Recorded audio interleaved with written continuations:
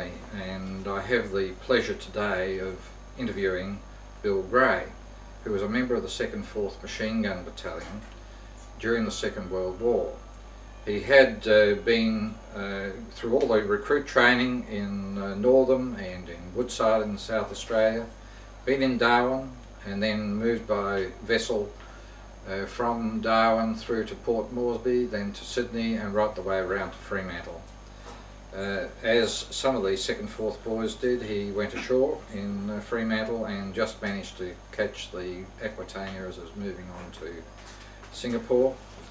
In the Sunda Straits, the men were transshipped into small Dutch lighters and arrived in Singapore on the 24th of January 1942. And just 21 days later, on the 15th of February, they became prisoners of war. Yes. Bill, thank you very, very much for agreeing to this interview today. And maybe you're aware that in the introduction, I've positioned you in Singapore. Would you like to briefly tell us about your time in Singapore? In particular, when you were defending Singapore over the Johor Straits. All right. Well, after the retreat across the causeway, and on that occasion, we weren't allowed to smoke, we weren't allowed to do anything, anything to give anything away. But when all these troops, the English, came across, they went up into the rubber above the causeway. Next thing, there's sheets out on the ground, there's lanterns hanging around everywhere, and they're having an officer's mess. I asked you. Yes. Anyway, we were then situated at the head of the causeway, looking out to Changi, Kranji. Kranji. We were told not to, we could see the salt of Johor's palace, but we were told that was not to be hit, because he'd promised to give us a gold medal if we drove the Jats out. Anyway, we set up our gun positions, we dug trenches and had it, we've got plenty of sleepers, and we set ourselves up there, and then they, instead of using Mark 8 ammunition, Mark 7 ammunition, they gave us Mark 8 ammunition, which increased our trajectory right to Kranji. Well, the first day, we could look at our barns through our rangefinders, and it was only 1,500 yards across the Straits of Johor, and we could see the Japanese there preparing their boats and everything for landing. But we couldn't do anything about it.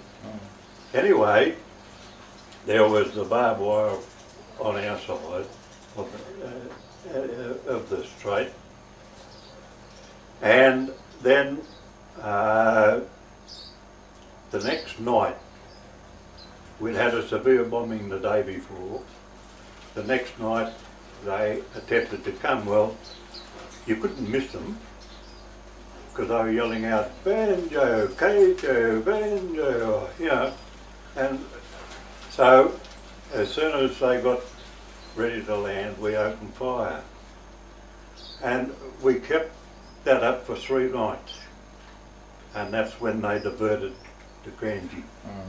And we were always, the English told us that Kranji was impossible. No troops could get through Kranji. Well, that was absolutely nonsense. Is that the creek, is it?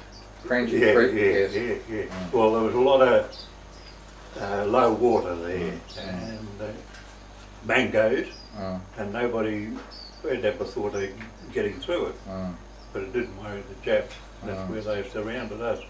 Well, then we had to beat a retreat and we went to Mandai Hill, and there was a platoon, no, a company of the 2nd 30th. They were holed in there, the Japs had them dug in, and we relieved them. We got them out and they went, but we took over, and we were there for I don't know, something like 24 hours, probably a bit longer, but we were in our khaki, which stood out like nothing on earth. They were in jungle greens, and they all had stuff all hanging over them, and they were up in the trees, and they also fired a hell of a lot of rocket crackers, and they were coming in and exploding behind us. We dug our little bit of trench what we could, and we were facing this jungle, and we were under constant fire, and we couldn't see where the hell it was coming from. Anyway, there was a mortar landed alongside us and blew a rubber tree over the top of us, like that. Now, I'm not telling a lie, but every leaf of that rubber tree was gone, and we never got hit. But then McKinnon, our Luke, said, Tiny, you and or two others, Blue Hamley and somebody else, or Nobby Hall, he said, you better go for a bit of a tour around and see what you can find. So we get heading off, and we've got to go across this bit of open ground, and we're down and run as fast as we could, and we went into this banana plantation, and they dropped a mortar right in the middle of it, and up we went, and I got my ears blasted, and Bluey got a streak in the eye, and Nobby Hall lost all his back off his back. So we lay there for quite some time, and they went quiet, and we sneaked our way back.